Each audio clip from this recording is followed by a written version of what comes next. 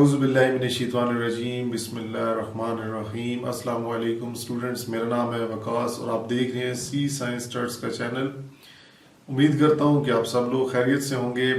जिस तरह आपको मालूम तो होगा ही कि कल मैंने एक यूट्यूब शॉर्ट्स की एक वीडियो अपलोड की थी जिसमें मैंने आपको बताया था कि सेकंड ईयर के जो प्रैक्टिकल्स हैं वो उनके बारे में एक नोटिफिकेशन आया हुआ है और तमाम बोर्ड्स को तकरीबन आगाह कर दिया गया है और रावलपिंडी बोर्ड से रिलेटेड भी ये जो नोटिफिकेशन मैं बताने जा रहा हूँ ये रावलपिंडी बोर्ड से ही रिलेटेड है।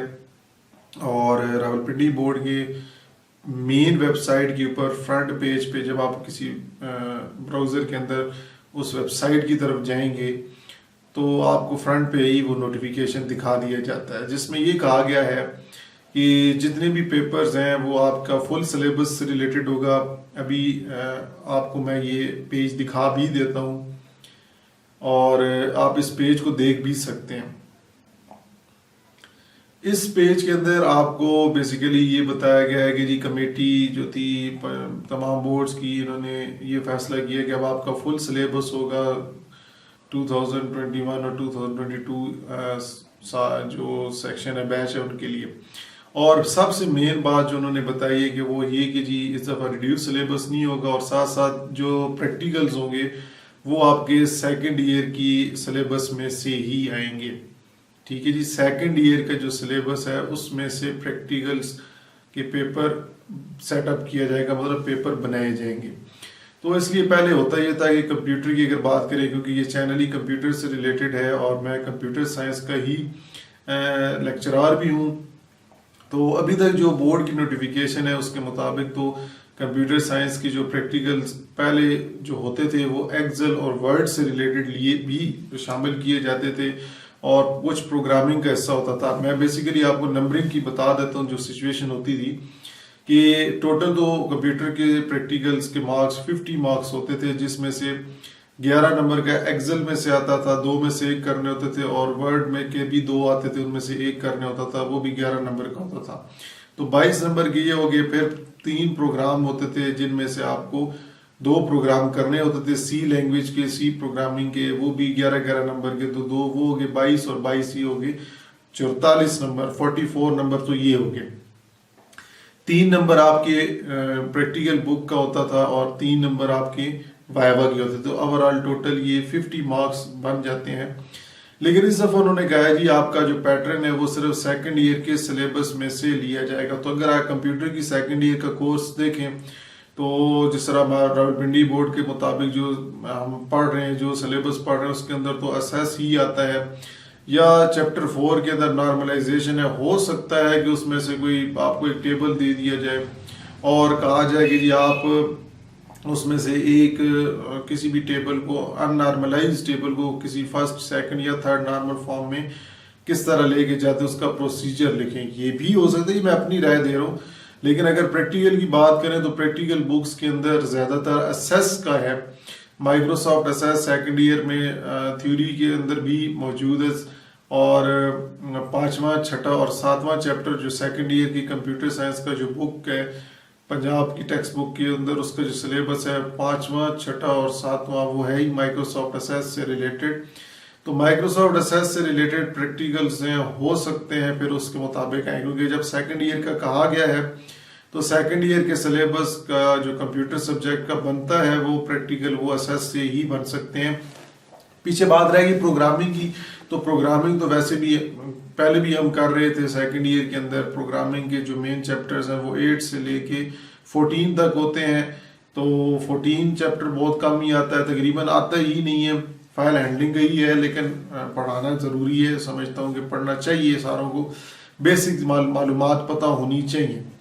तो उस लिहाज से फिर प्रोग्रामिंग और असेस की प्रैक्टिकल्स, अब क्या आगे तरीकाकार बनता है, क्या प्रोसीजर है, वो अभी तक कोई खबर मेरे सामने तो नहीं है। लेकिन इतनी इंफॉर्मेशन बोर्ड की नोटिफिकेशन की मदद से मिल चुकी है कि जी आपका सेकंड ईयर में से सिलेबस का प्रैक्टिकल लिया जाएगा। अच्छा, सेम टू सेम ये फिजिक्स और केमिस्ट्री के लिए भी और बायोलॉजी के लिए भी इम्प्लीमेंट मेथड किया गया है। क्योंकि कंप्यूटर साइंस से रिलेटेड था तो मैंने ये कंप्यूटर साइंस की इंफॉर्मेशन आपको दी है, लेकिन ये सारे ही जो प्रैक्टिकल के सब्जेक्ट्स हैं, फिजिक्स और बायोलॉजी, केमिस्ट्री, उस पे भी ये लागू होता है रूल, इम्प्लीमेंट उनके लिए भी है। उनके मार्क्स 30 होते हैं, इनकी इसके 50 होते हैं। और कुछ जगह पर ये भी मैंने सुना है कि हो सकता है कि ग्रेडिंग कर दें, तो ग्रेडिंग का प्रोसीजर भी हो सकता है, अभी कंफर्म नहीं है। एक भावलपुर का कोई बोर्ड है, उसके अंदर किसी ने एक वीडियो बनाई थी, तो उसमें ये कहा गया कि जी हो सकता है ग्रेडिंग करें। अब भावलपुर भी उसके अंदर ग्रेडिंग का सिस्टम रखा जा रहा है, तो हो सकता है, अभी कंफर्म तो नहीं है ये बात, अभी 100% कंफर्म नहीं है। जो 100% कंफर्म है वो रिड्यूस सिलेबस नहीं होगा और प्रैक्टिकल सेकंड ईयर के सिलेबस में से लिए जाएंगे। तो मैंने कहा चले आपके साथ शेयर कर रहे हैं। हो सकता है स्टूडेंट्स को पहले भी ये मालूमात पता हो सकती हैं, लेकिन फिर भी आपको गाइड करना जरूरी समझता हूँ, क्योंकि आप इस चैनल के साथ जुड़े हुए हैं। तो आपके लिए ये चैनल इसी मकसद के लिए बनाया गया कि कंप्यूटर से रिलेटेड या स्टडी से रिलेटेड कोई एजुकेशन की रिलेटेड वीडियोस की मालूमात मुझे पता चले तो वो आपके साथ डिस्कस की जाए। तो अगर आपको इसी तरह लेटेस्ट न्यूज़ स्टडी से रिलेटेड या कोई कंप्यूटर के प्रैक्टिकल्स में शुरू करने जा रहा हूँ असेस के, उससे रिलेटेड अगर आपको कोई मालूमात चाहिए हो, समझनी हो प्रैक्टिकल्स, या वाइवा किस तरह का, वाइवा में सवालात किस तरह के पूछे जा सकते हैं, वो भी मैं अपलोड करूँगा। तो उससे आप मालूमात अगर लेना चाहते हैं तो चैनल को सब्सक्राइब कर लें, बेल वाले आइकन को लाजमी क्लिक कर लें, ताकि जब भी ये बंदा नाचीज आपके सामने जब आना चाहता हो तो आप एक्टिव हो।